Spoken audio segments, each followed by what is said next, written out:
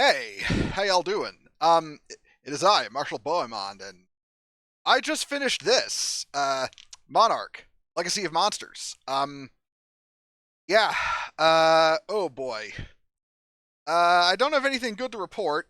It is, I'll give you the quick version right off the bat. It is not good.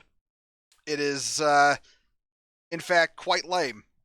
I, I'm, I'm a little upset because, I legitimately love, Godzilla and Kaiju media. It's probably I'd argue it's bigger for me than it is for Warhammer. And if y'all remember how I got in the review for uh, Rebel Moon about Warhammer, so yeah, this is a series I was really looking forward to, and oh boy, did it disappoint.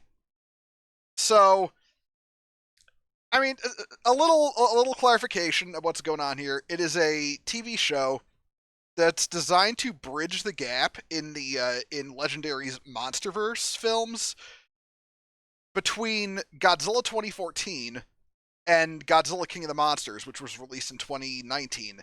It is set between the two films in 2015, and the general idea is that it covers two plots. One being about the origins of Monarch set in the 1950s, and the other is following a bunch of plucky young teenagers, because of course they are, uh, who are inheritors to Monarch's legacy that are dragged into all the the secret, the special ops secret stuff that's going on with the kaiju in the wake of Godzilla's appearance in San Francisco in 2014. And I mean, it sounds like a good setup. They completely bungle it. Like, okay, um, I'm gonna need to go over the plot. Plot. There's not much of a plot. Um, all the plot is essentially happening in the 1950s side of the storyline, where we follow three characters: Shaw, Keiko, and Bill. Bill is, for those who've seen the MonsterVerse movies, he is William Randa. He is John Goodman's character from Kong Skull Island, and it's him when he's younger, and when he first runs into the people who'd become the founders of Monarch. That him, this guy Shaw, played by both Kurt Russell in the present and Wyatt Russell in the past, and Keiko, who is a Japanese scientist who is tracking radioactive signatures, and find they find the first confirmed, Titan. That's what the kaiju are called in the setting, and from there, that's where effectively Monarch starts. And the story following them is interesting because it's following Monarch's troubles with acquiring funding and searching for kaiju and ultimately finding Godzilla, and shows the it's shown in the very beginning of 2014, but it's effectively the elaborated upon version of where they nuke Godzilla to try to kill him and it doesn't work. And it covers basically the lore for Monarch leading up to what happens in Kong Skull Island, where Randa, as an older man, is desperate to acquire funding for it, and that's why they lead the Skull Island expedition. Like, you find out what happened that led to that, and it's some interesting world building for the MonsterVerse. The problem with the show is that the show also has a present day storyline that it ping pongs between throughout the course of it, and this story follows obnoxious girl boss number one, named Kate, obnoxious girl boss number two, named May, and Kentaro,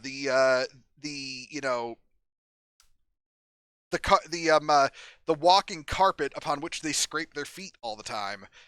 And it's really in this half of the show that the show suffers for lack of a better term, because it's where the writing is absolutely the weakest.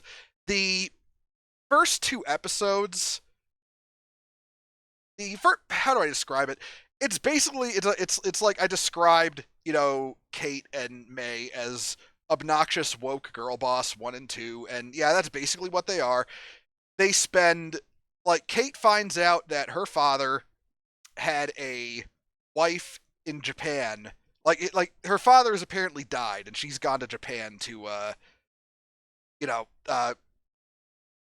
like close out his like whatever is over there, and she settle his affairs. That's the term, right?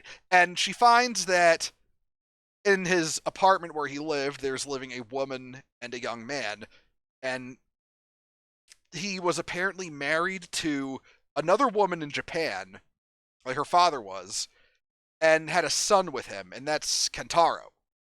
Uh, Kentaro is the only one of the two male leads in the present, other than Shaw, and he spends the first two episodes effectively being walked all over by Kate and later on May in episode 2, who treat him like shit for no apparent reason.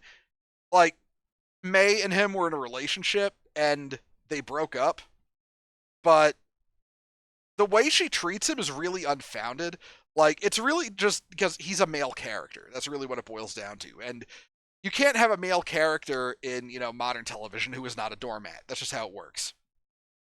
And that's the first two episodes, is they discover this collection of data that Monarch that Kate and Kentaro's father had. And they open it up and they look inside. Kate helps them with this because she's apparently some kind of hacker guru, because of course. And when looking at the data, this pings Monarch, who's alerted to them, who come after them, and then they're on the run for the first two episodes, and that's where they search for Shaw, who was an associate of their father's, according to I think it's Kentaro who said that.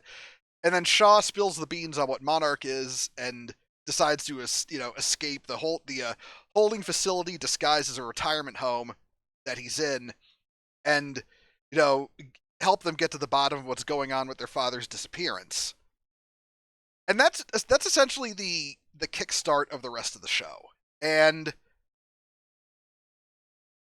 the present day plot is, I don't really know how to describe it other than directionless. It really doesn't have direction. Like, they've got something they've got a place they're claiming to go, and that's finding Kate and Kentaro's father. And it really just meanders around, going from video game objective to video game objective, not really getting anywhere, but giving that illusion that this plot actually has a place to go. And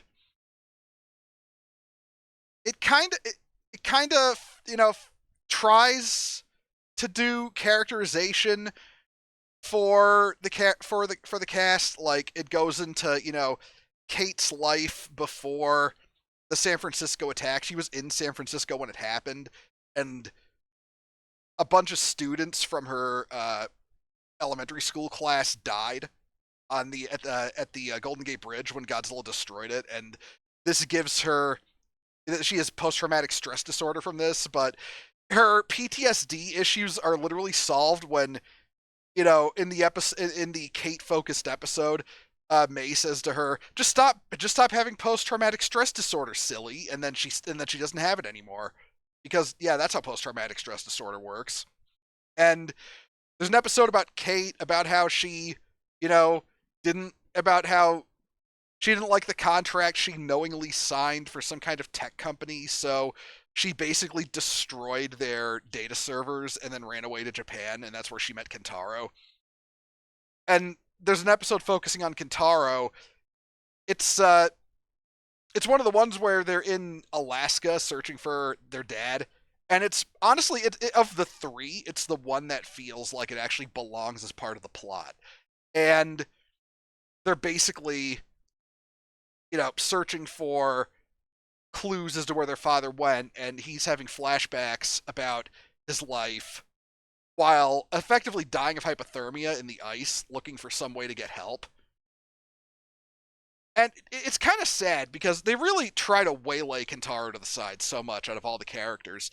And it really shows that the writing in this was ping-ponged from writer to writer. And it's very clear when you got the writers who were trying to, push Kate and May very hard and sideline Kentaro, and then the writers who were trying to actually give Kentaro a role and stakes in the story. And it's such a back and forth between them. And it really just detracts from the story overall because it robs focus from the plot. This is also, I just want to get this out of the way right away. Godzilla and other kaiju show up in this. There is maybe, actually someone did the math. There's 4 minutes, 44 seconds of screen time for Godzilla. The other kaiju get even less. Like, there's two other major kaiju that show up. There's a creature called a Frostvark and something called the Ion Dragon, and they both get a combined screen time of maybe 2 minutes. There is not much kaiju action at all in this 10 1-hour episode TV series. It is very much, it is not a, it is advertised as a Godzilla show. Like, you could almost cut Godzilla out of the plot and not much would change. In fact, I would argue you could. Like, the only monster that, it's funny that the only monster that really has any effect on the show is the bug monsters that show up in the first and second to last episodes. Like, wait, what's the, no, seventh episode, yeah. The first and seventh episode, these bug monsters show up, and they have more impact on the plot than fucking Godzilla does. So, yeah. Don't come into this expecting any kind of, like, Godzilla action. Because there's barely any. He shows up in a flashback in episode 1. He shows up very briefly in the episode where they nuke him. He shows up even more briefly in one of the middle episodes, and then he's basically gone until the final episode where he briefly fights the Ion Dragon, and it's not even a fight. It's like they tussle for about 30 seconds and then he just kills it. It is not a fight of any kind, and it's just it really, because to any Godzilla fan worth their salt, it's like, I mean, yeah, Godzilla's screen time isn't everything. That's like one of the best Godzilla movies ever is Invasion of Astro Monster. He's got 5 minutes of screen time in that. But the thing is, though, he's central to the plot. People bitched about screen time in Godzilla 2014 and King of the Monsters, but Godzilla and the other monsters are central to the plot. And the screen time is used very well. In Monarch, it just feels like so much of a waste. Like, he's there, but it's so throwaway. It's almost like it's there to put asses in seats, like to get people to watch the show. It's, I don't know. There's that like phenomena of some TV shows or movies where, Velma or the Cloverfield sequels come to mind, where it's very much a project somebody wanted to get off the ground, but they knew no one would watch it. So they kind of just tacked something popular onto it, and then to like try and, get people to pay attention to it, because there was no other way people would. And Monarch feels like that kind of show, with the whole, this is about the monsters angle. It's very much backed up with the fact that the whole storyline in the past feels almost separate from the main storyline until literally the final episode, where they pull a lore-breaking ass pull. It's like a lore-breaking ass pull for the entire Monsterverse. This idea that, the Hollow Earth, which is that's where the monsters come from in the Monsterverse. It's this whole thing where there's portals to the Hollow Earth, and the monsters the monsters come in and out of them, and this is something that's it's been established in the movies, and this show is like elaborating on it. But apparently, there's time dilation between the Hollow Earth and the surface world, which was not a thing in the movies. And it's like they wanted to bring. It's kind of also awful because I like the characters in the past sequences. I like Kentaro too, but Kentaro is like, remember, he's sidelined for most of it, and Shaw is essentially the same character in both parts of the timeline, so I can't really count him. But they've got Shaw, Randa, and Keiko, and Keiko is the Japanese scientist who is a founding member of Monarch, who in the first episode you see air quotes die. It when she's dragged into a hole in the ground by the bug monsters I talked about. And then in the final episode, you found out this, like, she was literally covered in these bug monsters that are like the size of large dogs, and somehow was not devoured. And she's been alive in the Hollow Earth the whole time, for like what she says is 57 days. But it's been because she died, air quotes. She fell into the Hollow Earth in 1959, and it's 2015 in the outside world.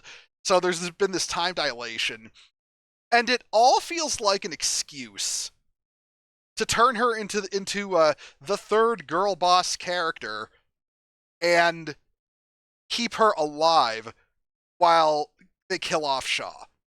Because he does die. He dies in the final episode. I'll just warn you that, like, right off the bat. So yeah, it's just such a disappointing show.